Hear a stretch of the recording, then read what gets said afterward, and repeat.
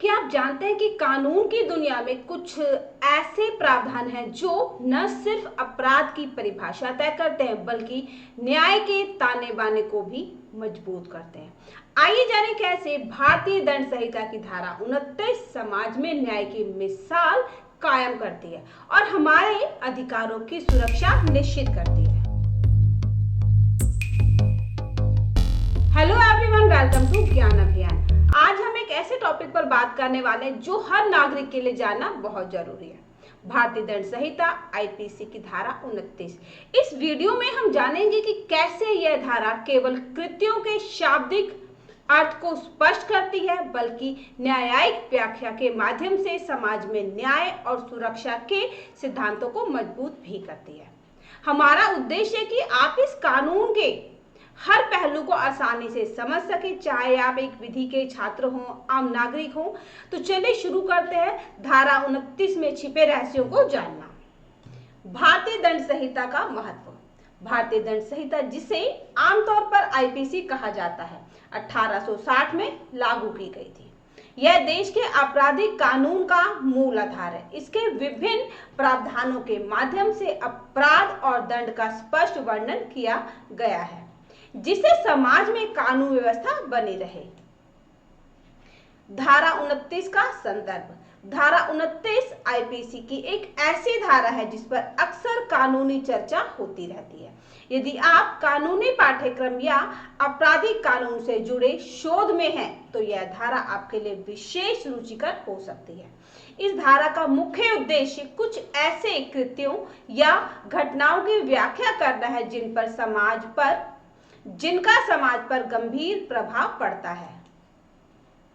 धारा 29 का शाब्दिक अर्थ और मूल विचार। शाब्दिक अर्थ। धारा 29 का मूल पाठ संक्षेप में यह बताता है कि किस प्रकार के कृत्यों को कानून द्वारा परिभाषित किया गया है। शब्दों का विशेष अर्थ ताकि संदर्भ में कोई भ्रम ना रहे। अपराध और दंड के बीच का संबंध स्पष्ट करना। इस भाग में प्रयुक्त शब्दों की स्पष्ट व्याख्या और उनके कानूनी महत्व को समझना बहुत आवश्यक है। उदाहरण के तौर पर, यदि कोई शब्द सामान्य बोलचाल की भाषा में अलग महत्व रखता है, तो कानून के तहत उस शब्द का अर्थ उसके शाब्दिक और न्यायिक संदर्भ में लिया जाता है। कानूनी भाषा और सरलता। हालांकि कानूनी भाषा अक्सर जटिल लग सकती है, परंतु धारा 29 के मूल सिद्धांत को समझना सरल हो सकता है। इसमें प्रयुक्त तकनीकी शब्दों की व्याख्या को सरल और रोचक तरीके से समझाने की कोशिश की जाती है। इस प्रकार के स्पष्टीकरण से विद्यार्थी, शोधकर्ता और आम नागरिक भी आसानी से समझ सकते हैं कि कानून के ये प्रावधान किस प्रकार कार्य करते हैं। धारा 29 के कानूनी पहलू।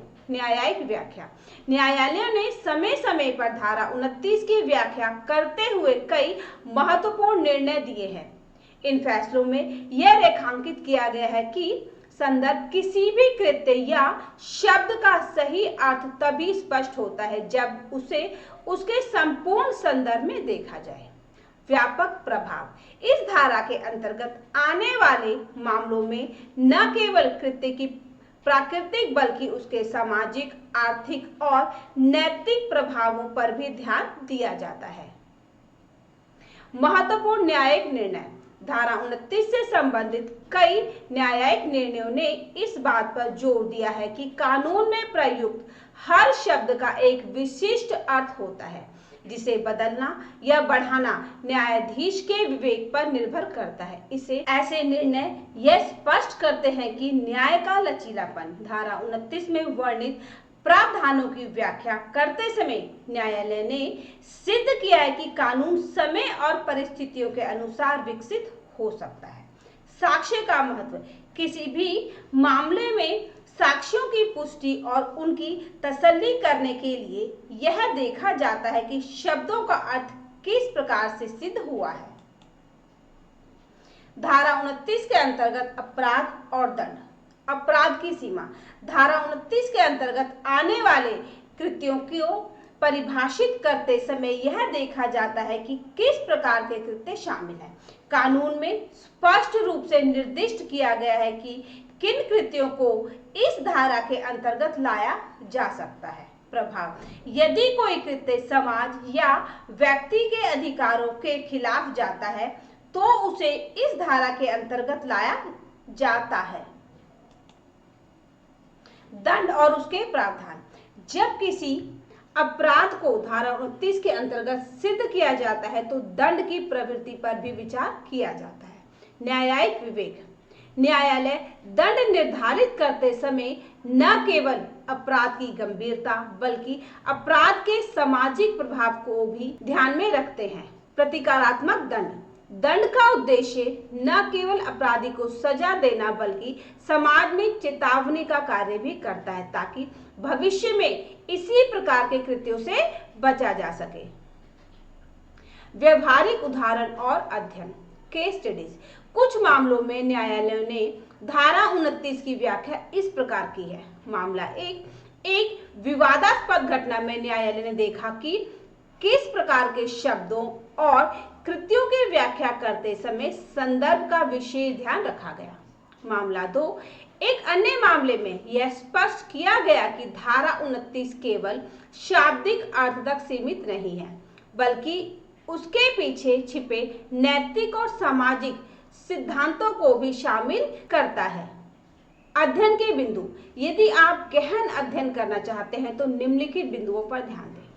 कानूनी भाष्य: विभिन्न विधि विशेषज्ञों द्वारा दी गई व्याख्याओं का तुलनात्मक अध्ययन।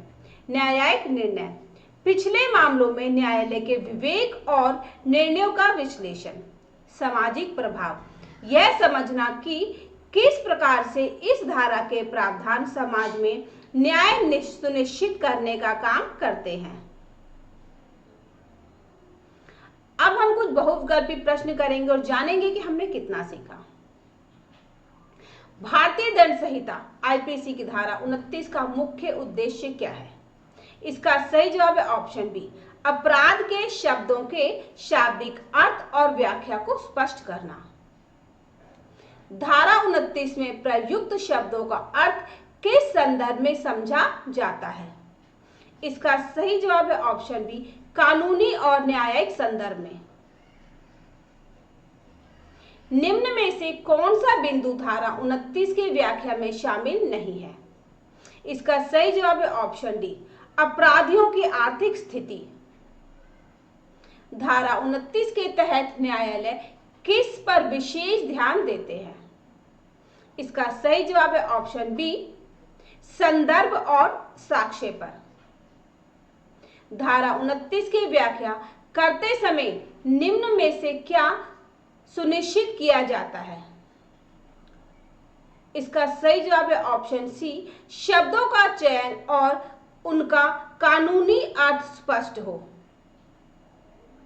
कानून में प्रयुक्त तकनीकी शब्दों को सरल बनाने का क्या उद्देश्य है? इसका सही जवाब है ऑप्शन ए, कानून को आम जनता के लिए समझना आसान बनाना। निम्न में से कौन सा तत्व न्यायालय के विवेक में आता है जब धारा 29 के अंतर्गत किसी अपराध का विश्लेषण किया जाता है? इसका सही जवाब है ऑप्शन बी, अपराध के साक्ष्यों का विश्लेषण। धारा 29 की व्याख्या से किस बात का पता चलता है? इसका सही जवाब है ऑप्शन बी, कानून में शब्दों के महत्व और न्यायिक लचीलापन। धारा 29 के अंतर्गत अपराध को परिभाषित होने में कौन सा पहलू शामिल है? इसका सही जवाब है ऑप्शन बी, कृत्यों का शाब्दिक और न्यायिक अर्थ। धारा 29 पर आधारित न्यायिक निर्णयों में किस बात का विशेष ध्यान दिया गया है? इसका सही जवाब है ऑप्शन बी, सामाजिक और नैतिक प्रभाव पर। धारा 29 भारतीय दंड संहिता का एक महत्वपूर्ण प्रावधान है जो न केवल कृत्यों के शाब्दिक अर्थ को परिभाषित करता है बल्कि न्यायिक व्याख्या के माध्यम से कानून का लचीलापन भी प्रदर्शित करता है। यह दर्शाता है कि कानून में शब्दों का चयन कितना महत्वपूर्ण है और किस प्रकार से न्यायालय इस पर विचार करते हैं। आज हमने भारतीय दंड संहिता की धारा 29 का विस्तृत विश्लेषण किया और देखा कि कैसे ये धारा 29 कानून की जटिलताओं को सरलता से समझने में हमारी मदद करती है। तो मुझे उम्मीद है कि जानकारी वीडियो आपको पसंद आया होगा और इससे आपका कानूनी ज्ञान भी बढ़ा होगा। आप कानून के हर शब्द का महत्व समझने में सक्षम हो पाए हैं। तो अगर ये जानकारी आपको अच्छी लगी तो इसे लाइक करें, शेयर करें और चैनल को सब्सक्राइब करें। बेल आइकन दबाएं ताकि हमारी अगली वीडियो की जानकारी आपको मिल सके। ये हमारा QR कोड है, इसको स्कैन करके आप अपने ज्ञान अभियान चैनल को सपोर्ट कर सकते हैं। अगर आपके मन में कोई बात है, कोई सुझाव है तो आप हमें कमेंट बॉक्स में लिखें।